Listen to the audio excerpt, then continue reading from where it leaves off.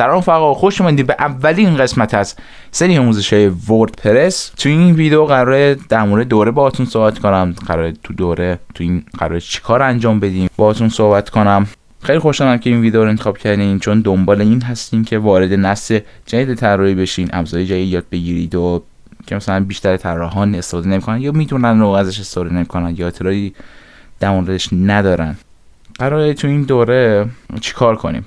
هدفمون تو این دوره این نیست که شما رو فقط یک کاربر وردپرس چین. هدف من اینه که شما رو تبدیل به یک توسعه دهنده هوشمند بکنم. قراره با هم سایت بسازیم که 3 تا ویژگی داشته باشه: مدرن و زیبا، از نظر بصری و هوشمند. با کمک AI قراره هوش مصنوعی توی وردپرس استفاده کنیم که موارد سوم میشم اینه که ذاتاً سری باشه سایتمون. در مورد دوره باهاتون صحبت کنم که در اول راه قراره که با وردپرس آشنا شیم و با نرم افزار لوکال که بتونیم یه هاست مجازی ایجاد کنیم و آشنا شیم و همچنین با پنل و اجزای وردپرس و ادامه یک پروژه ساده و در پروژه های بعدی با هوش مصنوعی آشنا میشیم و از دستیار هوش مصنوعی استفاده میکنیم. شاید براتون سوال بشه که ما نگفتی هوش مصنوعی تدریسات با هوش مصنوعی قراره انجام بدیم، پس چرا نمیرین همین اول سراغ کار؟ جوابش قانون طلاییه.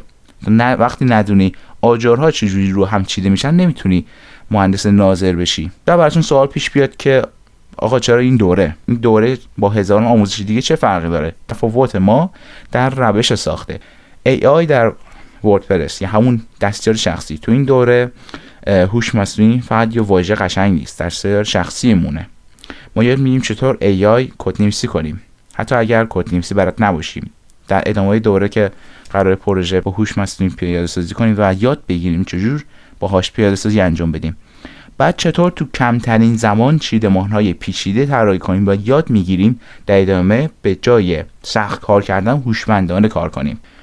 بعد سرعت بهینه‌سازی ذاتی و دوستی با گوگل سئو نتیو هستش و یه روش‌هایی بود که بعضی از افراد استفاده می‌کردن، مثلا سایت رو می‌ساختن، سنگین شد سعی می‌کردن سبکش کنن. ما این روش رو دور انداختیم و تو این دوره ما سایت رو از همون آجر اول بهینه می‌شینیم طراحی می‌کنیم.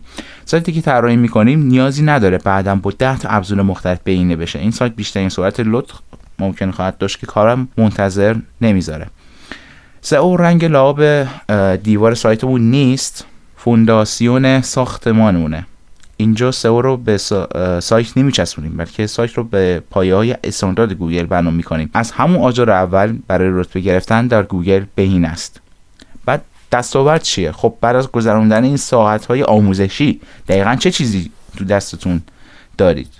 اولیش که مهارت طراحی سایت نسل جدیده که میتونید هر نوع سایت، فروشگاهی، شخصی، شرکتی رو و غیره رو با استانداردهای جدید طراحی کنید. ابزار هوش مصنوعی یاد میگیرید چطور از AI برای سرعت بخشیدن به پروژهاتون استفاده کنید. خروجی بدون باگ و سریع یاد میگیم که سایتی تحویل مشتری یا خودتون بدید که با هزاران تا بازدید هم کند نشه و امنیت بالایی داشته باشه. صرفه‌جویی در زمان و هزینه یاد میگیریم از ابزار درست استفاده کنیم. پروژه‌ای که قبلا یه هفته طول می‌کشید رو تو چند روز تموم می‌کنیم. این دوره برای چه کسانیه؟ برای کسایی که دانش ندارن و یا میخوان اصول یاد بگیرن، یا برای کسایی هم هست که طراحی سایت با وردپرس انجام میدن و یه دانشی دارن هم مناسبه، چون میخوان یه چیزای جدیدی یاد بگیرن، یه ابزاری جدیدی آشنا بشن، مناسب هم هست. و کلام آخر رفقا، دنیای وب داره تغییر میکنه دیگه. ساختن یه سایت معمولی کافی نیست. وقتی تو عصر امروزی که هوش مصنوعی زندگی میکنیم میتونیم یاد بگیریم چطور با ترکیب قدرتمند وردپرس و جادوی هوش مصنوعی سایت بسازیم. پس بچه‌ها امیدوارم که تا پایان دوره همراه من باشید و از نکته‌های چیزایی که گفتیم میشه نهایت استفاده یا من بتونم بهتون برسونم بهره ببرید. خیلی ممنون که تا این ویدیو رو تماشا کردید. پس ویدیو بعدی رو از دست ندید.